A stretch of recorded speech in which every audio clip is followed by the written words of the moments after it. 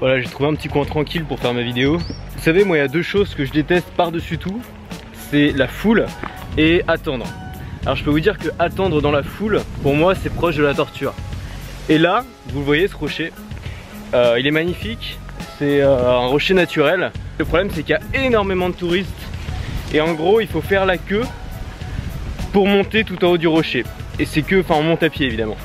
Donc c'est à peu près 200 mètres de haut et il faut faire la queue pendant 200 mètres pour monter derrière des Chinois et des Sri Lankais. Donc moi ça me tente pas du tout. Et je vais arrêter de faire les trucs touristiques parce que ça commence à me saouler un peu.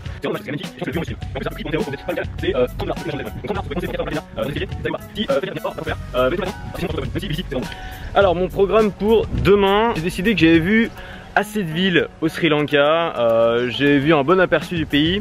J'aime pas trop les villes ici, je vous l'ai déjà dit, parce qu'il y a un monde fou, parce que on étouffe un peu et j'ai envie de me détendre. Du coup je vais rejoindre jusqu'à la fin de mon voyage, donc jusqu'au 31 décembre, je vais rejoindre les plages de l'Est, donc les plages autour de Trincomalee, et je vais aller me détendre là-bas pendant quelques jours. Puis je reviendrai le 31 décembre pour prendre mon avion vers la Malaisie.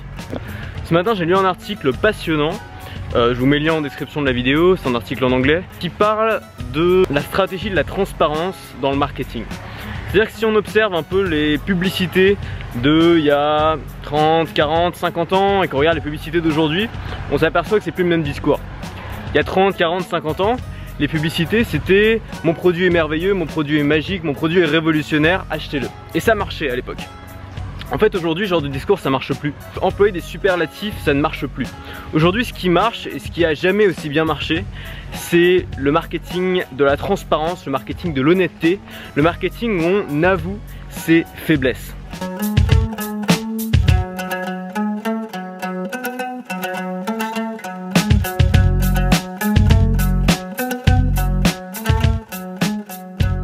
J'ai trouvé un coin vraiment tranquille, donc je vais continuer à vous parler un petit peu de marketing. Mais avant je voulais vous dire que moi je fais pas un vlog de vacances, c'est-à-dire mon but c'est pas de vous raconter mes vacances, vous raconter les endroits où j'ai vu. Ça moi je trouve pas ça très intéressant, voilà, ça c'est des vidéos qu'on garde pour la famille. Moi mon but c'est de vous inspirer, de vous aider, de vous donner des conseils et d'être honnête avec vous, d'être franc avec vous. Donc quand je visite un truc comme ça, je le fais avant tout pour moi, voilà, pour enrichir ma culture, pour voir de nouvelles choses. Quand je suis content je vous le dis, quand je suis pas content je vous le dis. Aujourd'hui j'étais déçu parce qu'il y avait trop de monde, voilà, c'est pas de leur faute, c'est comme ça. Mais je suis honnête avec vous, je le partage.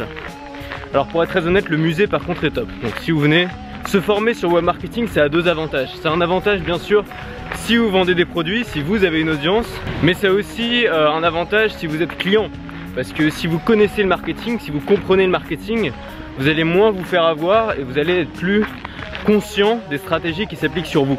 Vous allez être moins vulnérable. Le marketing c'est passionnant, moi ça me passionne parce que au-delà de l'aspect commercial, c'est de la psychologie le marketing. C'est trouver les leviers psychologiques qui font vendre, c'est juste ça le marketing. Donc dans l'article que j'ai lu ce matin, il parlait de la stratégie de la transparence, être transparent avec son audience. Et il donnait une petite stratégie assez simple, que moi je trouve très intéressante, qui dit que pour vendre un produit, pour mettre en avant les qualités d'un produit, ça peut être une bonne stratégie de commencer par un défaut du produit. Et dire un défaut du produit, parce que les gens sont tellement habitués aux discours publicitaires qui vont étaler pendant une heure les qualités du produit, qui vont en vanter les mérites sans finalement parler des choses qui fâchent, que les gens sont fermés à ce genre de discours trop positif. Et du coup ils vont avoir un esprit critique et ils vont commencer à chercher entre guillemets la couille dans le potage. Et une bonne stratégie ça peut être justement de leur servir cette couille sur un plateau, si je puis me permettre, de leur servir le défaut dès le début et vous allez les désarmer. Moi par exemple, pour vous donner l'exemple de mon cas, je vends des formations en web marketing. Je sais qu'il y a beaucoup de gens qui vont me reprocher d'être trop jeune et d'avoir pas assez d'expérience. C'est vrai, je peux pas leur donner tort. Du coup, je pourrais commencer mes vidéos de vente en disant alors c'est vrai que je suis jeune, c'est vrai que j'ai pas d'expérience, donc j'ai pas forcément la légitimité pour vendre des formations en web marketing, mais... Et là je vais donner les avantages à être jeune, les avantages que j'ai peut-être, le fait que je suis habitué à la culture du web, des réseaux sociaux, le fait que j'ai appris récemment, que je puisse me mettre à la place des débutants, bref, je vais mettre en avant tout ça en commençant par dire un défaut. Et ça va désarmer l'argumentaire de tous les mecs qui allaient se dire il est trop jeune, il peut pas faire ça, no thank you. Ouais, si vous commencez par dévoiler un défaut de votre produit, vous allez désarmer vos détracteurs. Et vous allez même en ranger peut-être certains de votre côté. Donc ça peut être une super stratégie. Alors l'idée bien sûr c'est pas de casser totalement vos produits, mais de vous mettre à la place de vos clients et de dire ok, ça c'est vrai, c'est un défaut, mais comment je pourrais l'avouer et l'utiliser comme une force. Les gens font pas du tout confiance aux discours publicitaires qui vont uniquement vanter les mérites d'un produit, qui vont vanter les points positifs d'un produit. Par contre, les gens vont vous croire si vous parlez des points négatifs de vos produits. Les gens vont vous croire. Et donc les gens vont non seulement vous croire quand vous parlerez des points négatifs, mais vont ensuite vous faire confiance et vont davantage vous croire aussi quand vous parlerez des points positifs. Donc voilà, c'est un exemple de marketing transparent qui fonctionne très bien. Je vous invite vraiment à lire cet article si vous avez un peu de temps. Alors il est en anglais, mais il est fascinant et il montre justement le changement de marketing et le fait que toutes les marques, même les grosses boîtes comme Apple et tout, putain ta gueule, pardon, même les grosses boîtes comme Apple et tout sont obligées de s'ouvrir un petit peu et de se mettre à un marketing un peu plus transparent parce que c'est une tendance générale. La conclusion de cet article est vraiment positive, c'est que comme on est obligé, comme les marques sont obligées de se mettre à ce marketing transparent, et bien derrière elles sont obligées d'avoir des bonnes pratiques tout simplement. Si on veut montrer tout ce qu'on fait, et ben on est obligé de faire les choses bien. Et donc finalement c'est très positif pour le management des entreprises en général.